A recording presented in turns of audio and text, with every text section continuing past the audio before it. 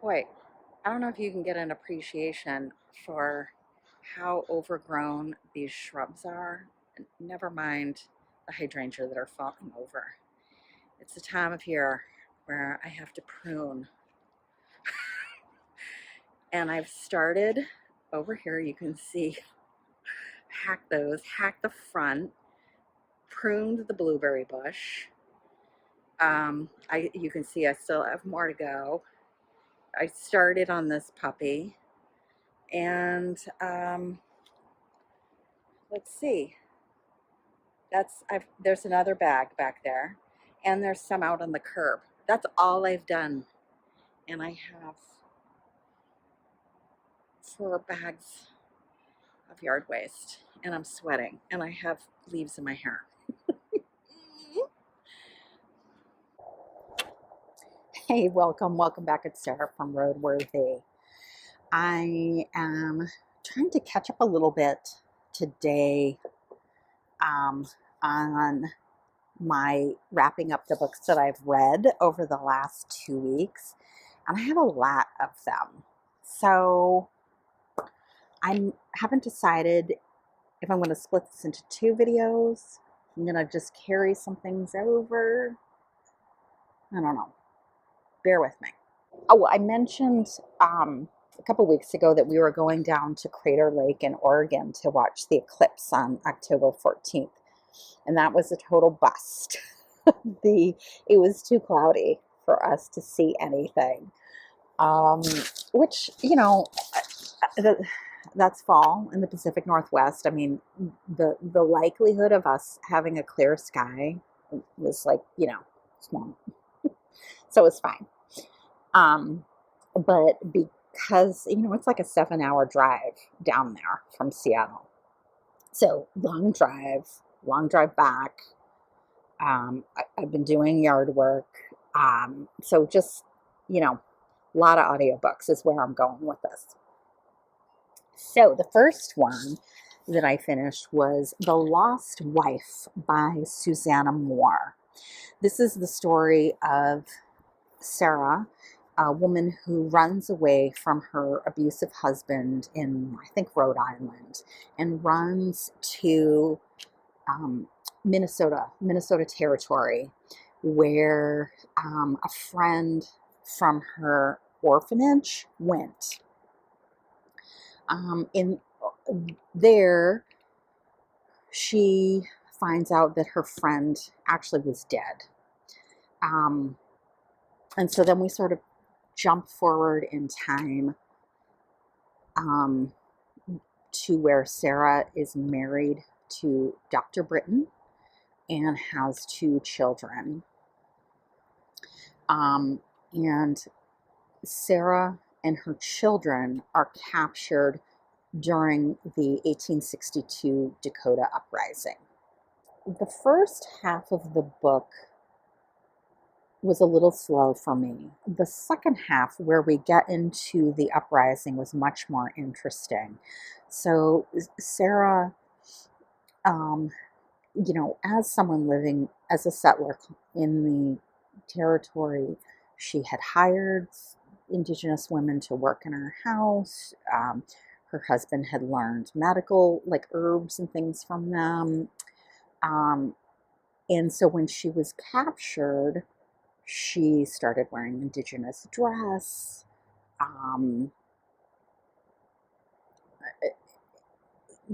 There's some reasons for her, but she was open to an Indigenous, but her attitudes towards the Indigenous peoples were not, completely negative. And so that willingness to embrace the Dakota culture while being captive actually comes back and works against her in some interesting ways, and works against her captors in some interesting ways. There's a lot of interesting themes of duality in this book, sort of the white life versus Indigenous life, for Sarah, as well as her husband in some ways. Her husband, again, was a doctor, but he was also a drug addict. They were sympathetic to the Dakota peoples, but at the same time, they were also complicit in their oppression. There's some interesting moments for the captors of being, are they killers or are they saviors of these white women and children? So there are some interesting things explored, and definitely the second half of the book with the uprising and the aftermath of the uprising was the most interesting part. The Dakota peoples who were captured and arrested and executed. This was authorized by President Lincoln, and it is still to this day considered the largest mass execution in U.S. history. That's a little aside. Sarah was a kind of a difficult character. Even though this book was told in the first person, I still felt very distant from her as a character. And I still can't figure out why I struggled to sort of get into this book initially and be invested in her as a character as I thought the author was intending. She is sort of unlikable in a lot of ways, but not. I don't know. She was a liar, and she could seem very callous and cold-hearted. But I had a hard time connecting with her. So then I read Bad Cree by Jessica Johns. This is a horror novel and opens with Mackenzie waking from a nightmare holding a crow's head in her hand. And after a couple of strange dreams involving her dead sister, Mackenzie returns home to try and sort of figure out what might be going on with the assistance of her Cree mom, aunts, and cousins. Again, this is horror, but I personally didn't find this very creepy or scary or anything. There are some supernatural elements from Cree culture incorporated into this book, but I found this book really to be as much character-driven and relationship-driven between the characters as plot-driven. There's a lot about grief and shame and guilt in here. A lot with family secrets and memories. There's even stuff in here about the degradation of indigenous lands by corporations. So for someone who doesn't read horror, I thought this was a good book in the sense that it's not particularly scary, but again, it's much more about Mac and her Cree culture and her relationships with her aunts and cousins that to me made this a much more interesting book. I had a good time with it. Then another book that I listened to on audio that I had a good time with was The Secrets of Heartwood Hall by Katie Lumsden. Katie is, it's funny, I just enjoyed listening to this. I've watched Katie's BookTube channel, Books and Things, for several years, and so I just felt like I was listening to the book of a friend, which is completely ridiculous,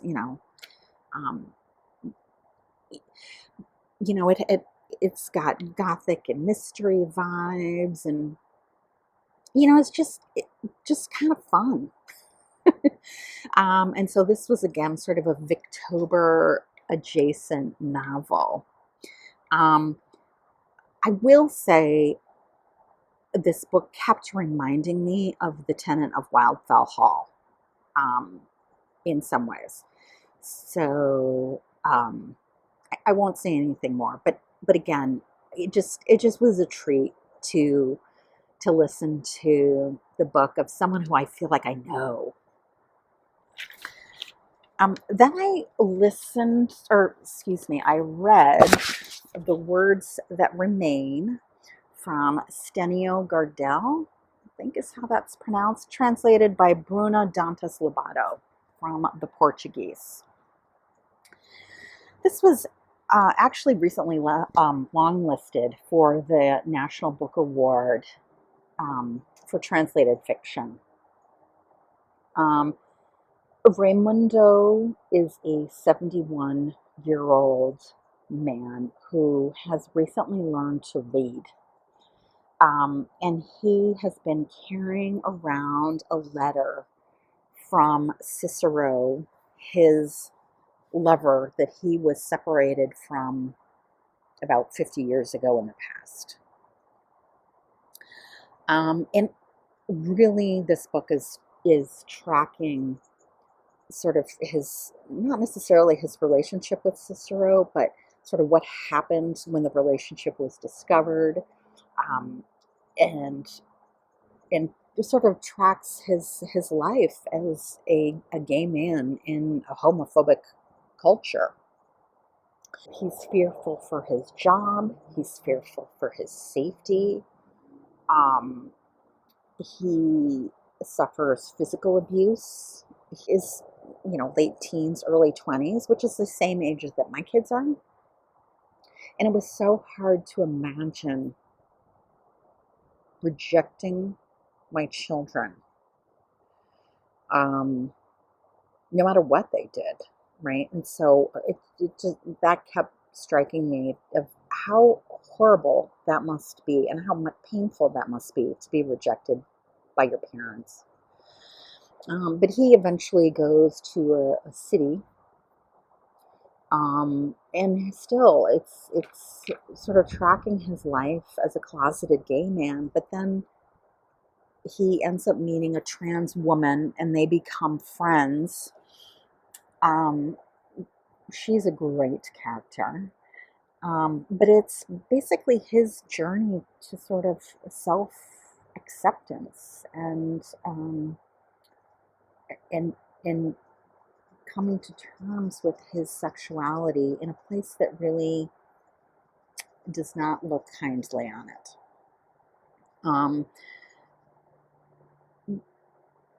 The structure of this book is a little challenging. There's no quotes. Sometimes the sentence is broken up with a period, but sometimes it's a comma. And I found, and there's 4 books in it, and I found book 2 particularly confusing. Again, sometimes there would be different speakers in one sentence, so it's very confusing sometimes to figure out who was speaking, what was going on in that book. I once I sort of got past that, it was a little easier to understand, and plot elements later on in the book made book 2 make a little bit more sense, but that was a little bit of a challenge. The next thing that I picked up was The Bitch by Pilar Quintana, which Freddie from A Sluggish Reader recently reviewed it, and I'll link to his video. It's so funny, that video came out like right when I was picking this up. So I haven't looked at his video yet because I didn't want to hear his thoughts until I had an opportunity to share mine. But this is about Damaris and her husband. They live in sort of this rundown Colombian beach town, I think on the Pacific coast. They're unable to have children, and Damaris adopts a puppy, and things go on from there. This book has animal abuse in it. And I have a pretty strong stomach for just about anything, and I actually found it disturbing. So this is really like, 10 of 10. What I would say is Quintana is a master of show, not tell. This is a very skinny book, 130 pages, 150 pages, and like you could probably read this font from there. So not a lot of real estate, and she's really able to convey the danger of the jungle and the beach, and how Damaris and her husband literally live on a cliff that's on the dividing line of the beach and the jungle, and the tension, constantly waiting for something bad to happen. The other thing that I thought she did really, really well was convey the impact to the psychological impact on Damaris and the impact to her marriage as their infertility issues sort of continue, and the desperation and the disappointment and the heartache and the lengths that they go through to try and conceive children. Again, in very little real estate, she was very able to effectively convey sort of the decline of their marriage and the pain of that infertility. So Damaris gets this puppy, and you kind of know, like, this is not going to end well. And the tension and the emotional intensity of this book, honestly, I'm not sure I could have taken this book if it was much longer. It is a difficult read. This is a book that's hard to say, I enjoyed this book, but from a craft perspective, this book was really, really well done. And I'm glad it's over. So I'll leave it here. Thanks for joining. Hope you all are having a good week and having some good reads. And I'll check in with you next week. See ya.